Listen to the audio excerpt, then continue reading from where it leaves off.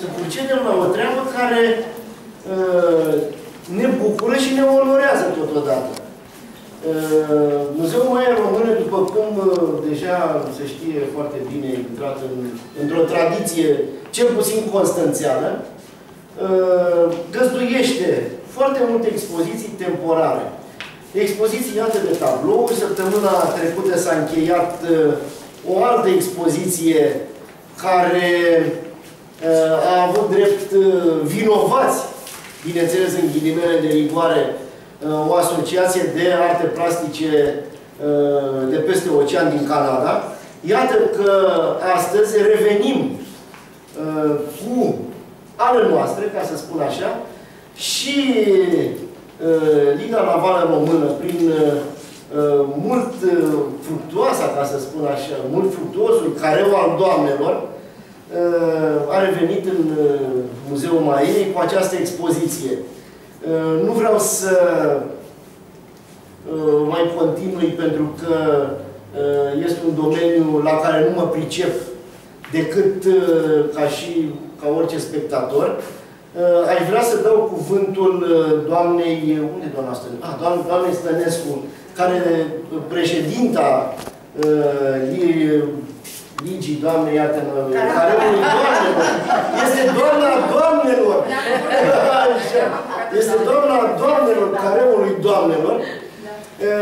Având în vedere că dumneavoastră a organizat și s-a ocupat de toată această expoziție, vă rog să ia cuvântul. Vă rog, doamna Stănescu. Da.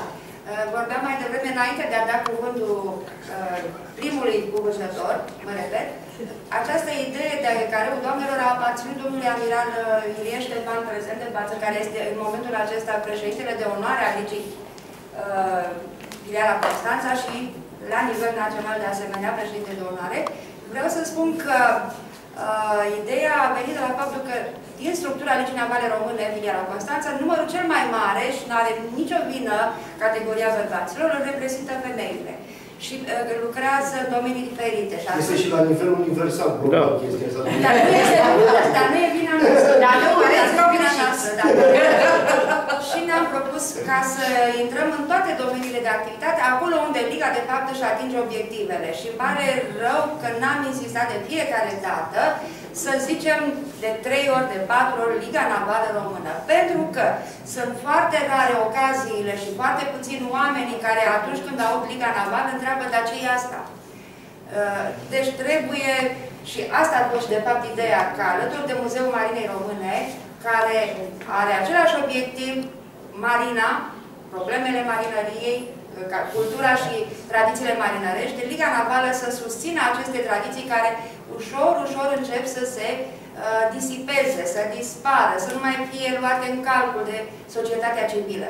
Și ăsta a fost scopul, de fapt, pentru care noi insistăm, chiar cu riscul de a ne certa între noi, să facem să meargă înainte ideea de Liga Navală, pentru că ea este cea care, în anii 1928, la înființare, a susținut structurarea unei flote, o cultură marinărească, o educație marinărească și o putem face mai ales că suntem constanțeni, suntem la malul mării. Și cu aceste câteva lucruri care mi-au răbufnit și mă bucur că ați venit, invitații au fost mult mai mulți, dar probabil că n-au reușit și din cauza căldurii și din alte cauze obiective. Cred că după ce toată lumea a privit această deosebită expoziție, deosebită prin culoare, prin forme și la sfârșit autorul care și-a expus astăzi lucrările vă roagă să vă scrieți câteva impresii despre această expoziție. În continuare o rog pe doamna Doina Păuleanu, omul de suflet al Ligii Navale Române, omul care niciodată n-a zis nu atunci când a fost invitat, să spună impresia din punct de vedere critic, artistic. Vă mulțumesc, doamnă. În primul rând trebuie să spun că este foarte apropiată Liga Navală și consider că este, aș spune, o situație de deplină normalitate aceea că trăind într-un port, Liga Navală să fie una dintre emblemele orașului nostru și așa și este. Apoi, faptul că avem un careu al doamnelor chiar mai bogat numeric decât cel al bărbaților în Liga Navală este un lucru care trebuie să ne bucure, pentru că, iată, se comit și fapte de cultură prin Liga Navală și s-au comis și se vor comite în continuare nenumărate. Liga Navală este un factor nu numai, aș spune, de pondere profesională, ci și educațională și culturală. Iată așadar că răspunsul meu la toate acțiunile Ligii Navale se datorează în altei prețuiri pe care o am și mai ales activității pe care le desfășoară domnul amiral Ștefan. Apoi e faptul că, iată, cât entuziasm există și în această lume în care ne pierdem, în general, în primul rând, de entuziasmele și apoi alteritatea, găsim totuși oameni care găsesc resurse sufletești să dorească să comunice. Să dorească să o comunice pentru că arta, în ultima instanță, este comunicare, iar acest proces de comunicare își are legile și avatarurile sale. Doamna Miora Iancu Bratosin, care îi deschidem cea de-a 4-a expoziție personală și a fost participantă la alte expoziții, a fost în număr de 10. Iată, este în această etapă a vieții domniei sale, într-o etapă de maturitate, într-o etapă în care a știut să adune, grație doamnei Emilie Dafu, lucrurile minunate pe care le face și le face în numele unei alterități și a unui crez. Alteritate în afara căreia cred că nu putem comunica și de fapt nu putem exista în fond de dărui celorlalți prin intermediul a ceea ce face, prin intermediul a ceea ce simt, iar ceilalți trebuie să livreze și eu și fac în momentul în care reușesc să găsească o egalitate de comunicare între public și receptor și apoi faptul că doamna Miara Iancu Bratosin lucrează cu această ingenuitate extraordinară și abordează subiectele firești în ultima instanță al unei feminități care, iată, își găsește o deplină exprimare prin intermediul genurilor pe care le alege, este iar un lucru care trebuie să ne bucure. Și faptul că avem, în primul rând, flori pe simezele acestei expoziții este un lucru care ne proiectează direct în tradiție, reamintindu-ne de fapt că arta națională s-a întemeiat pe mai multe direcții și genuri, unul dintre ele fiind acela al naturii moarte, în interiorul căreia specia flori este una dintre cele mai distincte. Este una dintre cele mai distincte și n-au făcut numai femeile flori în arta românească, au făcut în primul rând bărbații flori, începând cu Nicolae Grigorescu și continuând apoi Plenar Strălucitor și genial cu Ștefan Lucian, nu-i mai număr și pe toți ceilalți. Așadar, să spunem că avem o tradiție deplină în cultura plastică românească și iată că și în manifestările de astăzi găsim în loc acestor flori. Doamna Bratosin lucrează prin intermediul unor culori deosebit de suave, ale unor culori care aș spune că sunt ale sufletului, pentru că, iată, această expoziție are și un nume la fel de frumos precum ne întâmpină culorile pe pereți. Este vorba despre vara culorilor sufletului meu. Doamnă, trebuie să recunoaștem, aveți un suflet frumos, pentru că vara sufletului dumneavoastră arată în acest fel. Ce bine este să constați că mai sunt caractere frumoase într-o lume în care există oarecare precaritate în acest sens. Iată așadar că vara culorilor sufletului Iancu Bratosin este la fel de călduroasă precum cea de afară, iar culorile domniei sale știu să se armonizeze și să se aștearnă în culori dintre cele mai delicate. Sigur că a picta flori înseamnă o delicatețe, aș spune, artizanală, meșteșugărească, dar și de concepție, pentru că, iată, florile transmit multe alte lucruri, dincolo de culorile și de formele pe care ele le reprezintă, transmit emoția artistului, transmit o stare sufletească, transmit această sărbătoare a sufletului pe care trebuie să îl reprezinte oricând un tablou cu flori făcut cu delicatețe și cu dăruire. Și dacă florile sunt dominante în această expoziție, ele nu sunt exclusive, pentru că, iată, doamna Nigara Iancu Bratosin se îndreaptă și către peisaj. Trebuie spus că tipul de abordare pe care îl folosește doamna Bratosin este unul în care realitatea este apropiată în cele mai frumoase forme și culori ale sale. Este vorba așadar despre o pictură naturalistă, o pictură bine făcută, o pictură care demonstrează că doamna Bratosin și-a desăvârșit o cultură vizuală dintre cele mai alese și că știe mai ales să-și aleagă modelele. Nu este niciun lucru care să coboare acest nivel elevat al expoziției, pentru că toți avem nevoie de modele, pentru că modelele în artele vizuale sunt întotdeauna cele de la care trebuie să pornească orice artist. În fond, nimic nu este nou sub soare, totul s-a mai făcut într-o formă sau alta.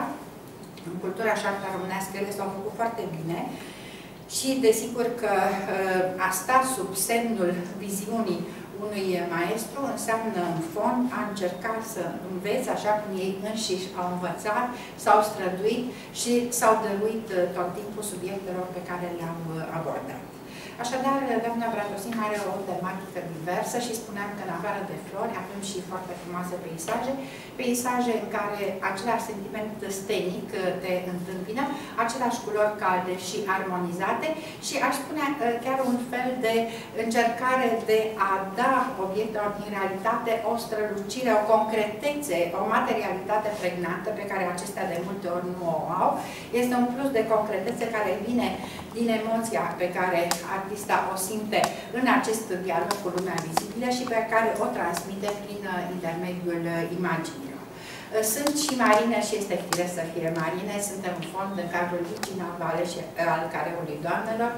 Abordarea mării în pictura Constanței este un subiect de tradiție, de altfel există chiar un cenaclu donici din care doamna Bratosin face parte și este bine că este așa. În fond, pictura marinelor este necesară într-un oraș portuar și dacă avem nevoie de mare, nu numai văzând-o în fiecare zi așa cum o vedem, ci și de restituția ei sufletească, înseamnă că marea este o permanență a sufletului nostru. În fond, cred că aceasta ne-a și adunat pe unii și ceilalți din diverse locuri aici, în acest oraș portuar, pe care iată că îl sărbătorim și prin acest mod de a-i asigura perenitatea și supraviețuirea. Există apoi și alte lucrări ale expozantei noastre. Este vorba despre încercări în care domnia sa își face mâna, ca să spun așa, în raport cu maestrii de mare prestigiu. Iată, am recunoscut imediat un nud de Velázquez și faptul că nu am avut nicio ezitare nu este dovada culturii mele generale, ci a faptului că doamna Bratosin a făcut foarte bine acel nud, copiindu-l după Velázquez, dar ce frumos este să copiezi după maestri, pentru că ei ne dau acea deplinătate sufletească de care avem nevoie.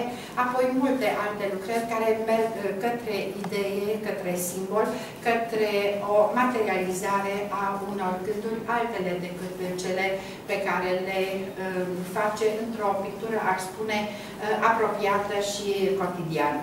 Este vorba așadar, pe de o parte, despre pictura de impresie, despre aceste impresii care se adună și pe care doamna Bratosin simte nevoia să le restituie amplificate și, de fapt, filtrate prin propria ei emoție și lucrări care tind către conotații mai generale, adunate în jurul unor semne care sunt purtătoare de semnificații, în care putem sau nu putem să urmărim în acest proces, dar în orice caz putem încerca, pentru că opera rămâne întotdeauna deschisă și expusă oricăror interpretări. Așadar, sper ca interpretările noastre să aibă echivalența celor pe care le-a sugerat autoarea. Dacă nu, sunt tot atâtea drumuri de urmat în abordarea și în admirarea acestor lucrări care răspund unei dintre cerințele fundamentale ale artei, sau cel puțin ale modului meu de a cere ceva artei, și vă fac acum o mărturisire. Mi-e foarte drag titlul unei lucrări de Matisse. El și-a intitulat una dintre lucrările fundamentale, Lux, calm et volupté. Lux, calm și voluptatea privirii, și cred că de acest lucru avem nevoie într-o lume atât de agitată. În fond, tablourile să iau ca să te uiți la ele, ca să-ți dea o stare de bine, ca să-ți sugereze această stare de bine și ca să te pună în situația de a putea recepta lucrurile care ți se întâmplă sub această specie a echilibrului pe care frumusețea artei ți-o poate da. Cred că este una dintre funcțiile fundamentale ale artei și am certitudinea că Școala Națională de Artă și că toți cei care se ocupă de artă în această țară urmează acest traseu fără, aș spune, tentațiile expresionismului sau ale altor modalități de expresie mai îndepărtate cu structura noastră mediteraneano-gregară. Dar să revenim la această expoziție și să spunem că ea denotă o maturitate artistică dintre cele mai alese. Este o expoziție pe care ne face plăcere să o parcurgem în prezența dumneavoastră, un public ales, care o și susține pe doamna Ania Raiancu Bratosin în demersul domniei sale. Îi mulțumim ca de fiecare dată colegului nostru, Oliclo Darenco, pentru deschiderea pe care o are față de artă și se alintă în momentul în care spune că nu se pricepe, se pricepe. Dacă nu se pricepe, nu ar fi atâta animație în aceste săli ale Muzeului Național al Marinei Române. Iată așadar tot atâtea argumente de a ne bucura în această zi de vară de căldura sufletească pe care ne-o sugerează lucrările doamnei Anca Bratosin, aflată acum la o confirmare pe care am certitudinea că dumneavoastră înșivă, alături de toți cei care încearcă să emită judecăți de valoare în legătură cu această expoziție, le veți formula la modul cel mai corespunzător, pentru că starea pe care ne-a indus-o este aceea de lux, care și voluntate.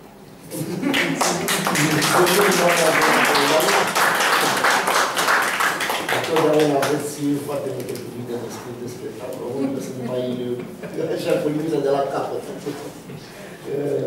Vă rog să-mi permiteți să dau cuvântul în continuare doamnei Elena Dabu, președinta Asociației Solteri, Emilia, da.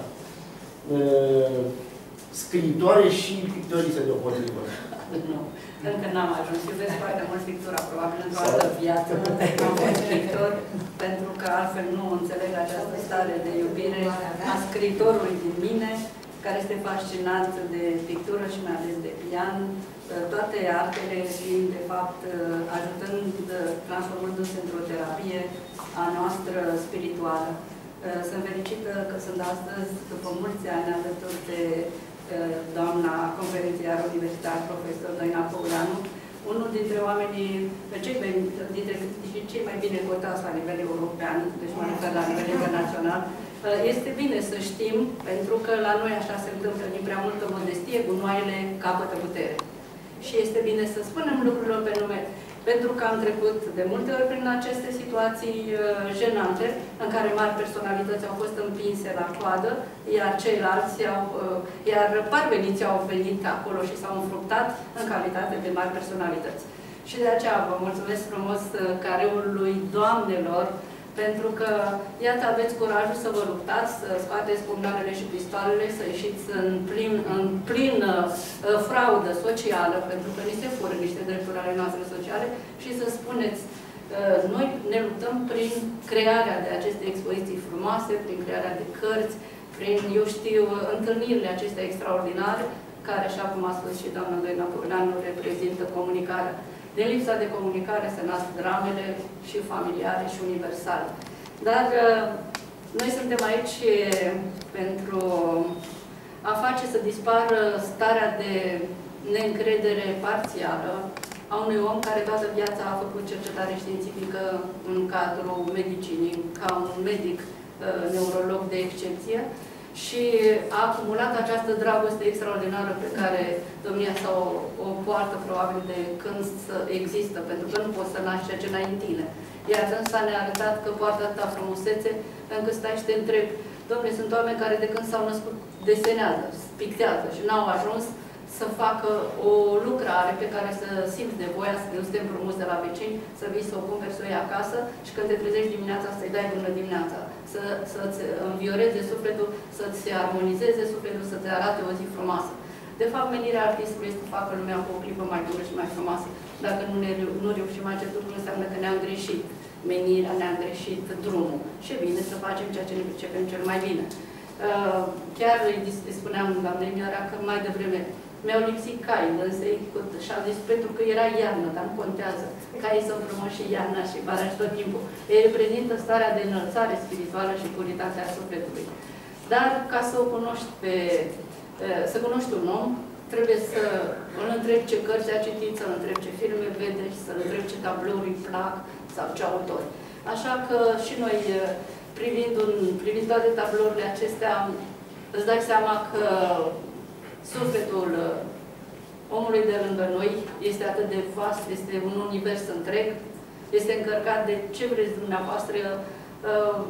În schimb, este un om care, din punctul meu de vedere, văzând așa, e cam singur, așa, e cam pe creste, acolo nu prea coboară prea mult, sufletește, mă refer, nu prea coboară printre oameni, pentru că majoritatea peisajelor sunt cam libere, sunt singure peisajele în toată splendoarea lor, nu prea sunt tulburate de nicio prezență de vreo pasăre, vreun animalus, vreun omuleț, vreun ceva, vreun trecător.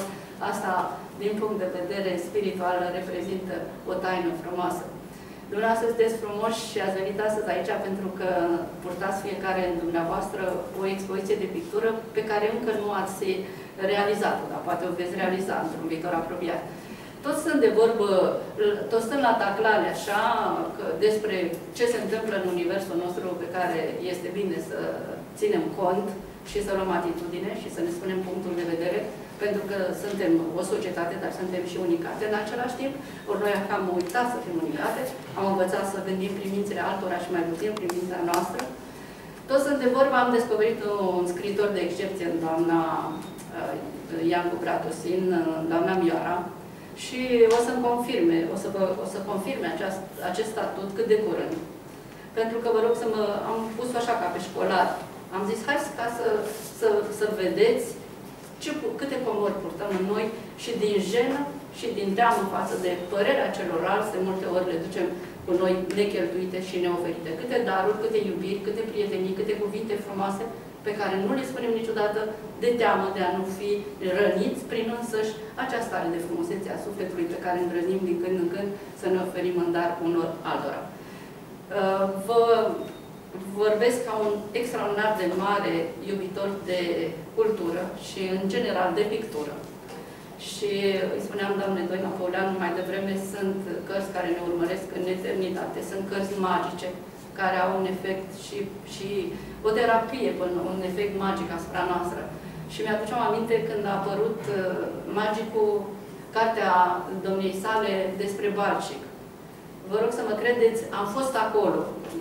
Dânsa poate a scris, este autoare de foarte multe cărți de specialitate, dar acea carte este o carte magică, îi spun eu ca scriitor, din punctul de vedere al unui scriitor domniei sale, pentru că acea carte m-a prins în brațele sale, așa cum multe tablouri de aici te cuprind în brațele lor și comunică. Îți spun ceva, îți spun, eu sunt cel care o să-ți oferi ție bucuria de care ai nevoie. Vă rog să îndrăzniți și să fiți frumoși și îndrăzniți să faceți ceea ce vă place. Îndrăzniți să scrieți, îndrăzniți să pictați, să faceți muzică. Pentru că cred că va ajunge să faceți toată ziua serviciu, va ajunge toată ziua să ascultați toate lucrurile mărunte, inutile ale lumii, să fiți bombardați cu tot răul care se întâmplă. Și dacă noi, în care Dumnezeu a sădit cea mai frumoasă sămânță a Universului, nu luăm atitudine, dacă noi nu învățăm să ne bucurăm, să ne oferim în dar, uitați-vă, o jumătate de oră de frumusețe. De aceea această instituție și oamenii de aici și toți care suntem aici merită îndrățișați și răsplătiți cu o declarație de dragoste, că asta se poartă acum noi cel puțin și nici măcar atâta nu o oferim de cele mai multe ori, pentru că au avut curajul în acest balamuc, în acest haos, ca și la Muzeu de Arheologie, de Artă și Muzeu de Arheologie, să ne oferim câte o taină în dar. Aceasta este un buchet de frumusețe pe care fiecare ne-l oferim unul celorlalți. Iar astăzi am venit la buchetele de frumusețe ale doamnei Mioara Iancu Bratusin. Sunt fericită că a găsit un mediu propice, a găsit oameni care să o accepte în starea asta de frumusețe. Pentru că este un nonsens. Cei care au făcut universitățile de specialitate, cei care au darurile acestea, se duc și se chinuie 20-30 de ani. Dom'le, nu vă mai forțați copiii să se ducă să facă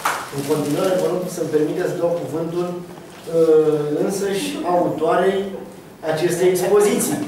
Doamna Elena Dabu spunea de talente, și mă gândeam la emisiunea aia, România au talent. Probabil că ar trebui să fie și o emisiune România au curaj să aibă talent. Da. E vorba de curaj. Vă rog, doamna Pratăsie. Mulțumesc. Nu mă așteptam că trebuie să vă pe și ce să vă spun? În primul rând sunt copleșită de prezența doamnei profesor dr. Doina Păuleanu, directorul Muzeului de Artă. Este prima dată când am această deosebită onoare să organizeze dânsa această expoziție. Mă gândeam că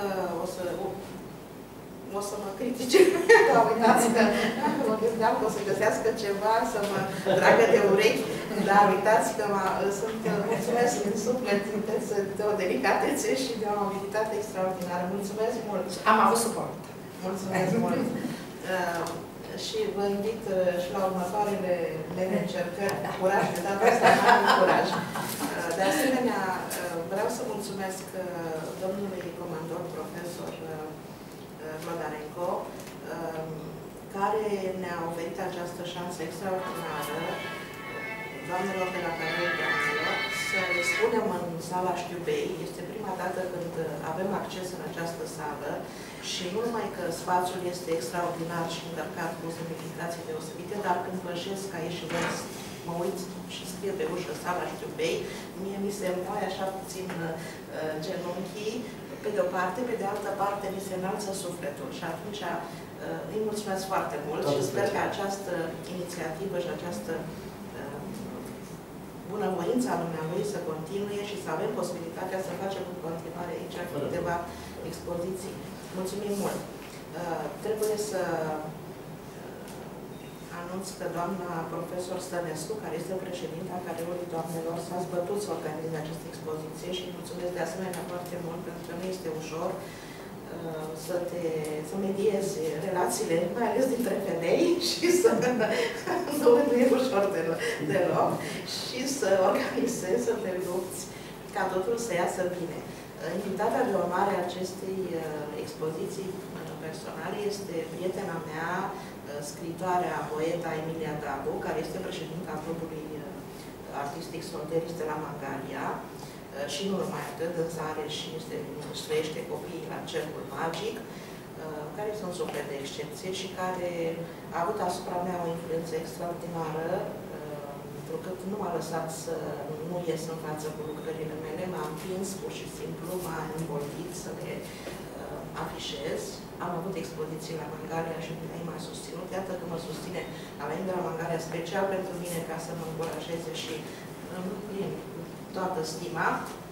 Am avut vremea asta și altă invitată de onoare, așa și mă refer, să nu uităm niciodată. Vă rog să mă credeți, în Europa, din punct de vedere cultural, la critici de artă, la punctajele, am discutat și eu, deci eu vorbesc din ce am discutat eu cu lumea, este o bârfă, că mai există și bârfă de asta. Dom'le, aveți pe Doina Păuleanu acolo. Dom'le, mergeți la ea, faceți acolo.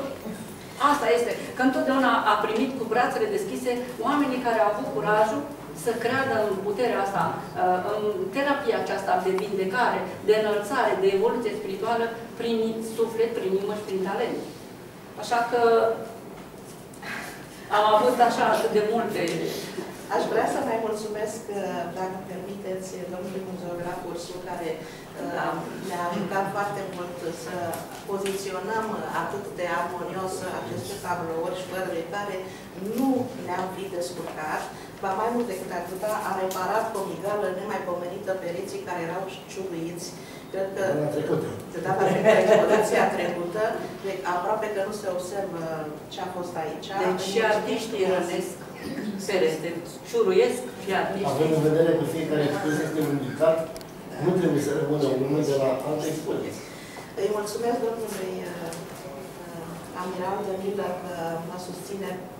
Chiar dacă știu că astăzi a avut o groază de treburi, a venit să mă încurajeze și să... Nu așteptam să veniți, domnul Danilă, mulțumesc frumos. Și a venit și la Mangalia. Și la Mangalia. Și nu în ultimul rând, vreau să-i mulțumesc soțului meu. Da, și eu... Este prima dată când îi mulțumesc soțului meu.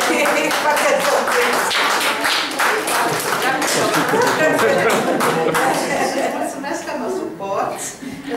mulțumesc că mă susții și îți mulțumesc că am atâta miros de vopsea prin casă și Da, miroase și a glorie vopsea. Nu ți-am luat pășița din casă. Promovare în Asta miroase a ulei. Dacă nu ți-ai luat pășița până acum, asta e bine, înseamnă că încă mai am încredere. Poți să mă susțin în continuare. Mulțumesc frumos tuturor. Mulțumesc și o invitați. Mulțumesc că ați venit pe căldura asta deosebită de... E vară, dar... Au lăsat plaja, au lăsat musafiri. Da, mass media întotdeauna este de excepție aici, la Constanța. Și chiar vă rog din suflet să faceți cunoscută această oportunitate pe care noi o avem de a picta în acest spațiu excepțional. Și armate, în general. Mulțumesc că ne înțelegeți. Și mulțumesc, domnule comandor, că ne lăsați să vorbim, că dumneavoastră și data când am fost lansarea de carte, ne-a spus că nu ai de m-a simțit niciodată. Chiar ca să mă mai fie. Să ne și dacă dintre invitați dorește cineva să spună câteva cuvinte frumos, este un alt fel de întâlnire, este o întâlnire interactivă, așa ar trebui să învățăm, să ne ajutăm. În afară de specialiști, și iubitorii au dreptul să spună un gând, cei care vin așa. Nu e greu, să știți. Părerea mea este că mai multe vorbe se vor face într-un cadru mai puțin oficial. Să zic așa, rigid. Ok. Oamenii trebuie să vizionăm expoziția, sigur. Și mulțumesc încă o dată tuturor. Oricum, vreau să vă mulțumim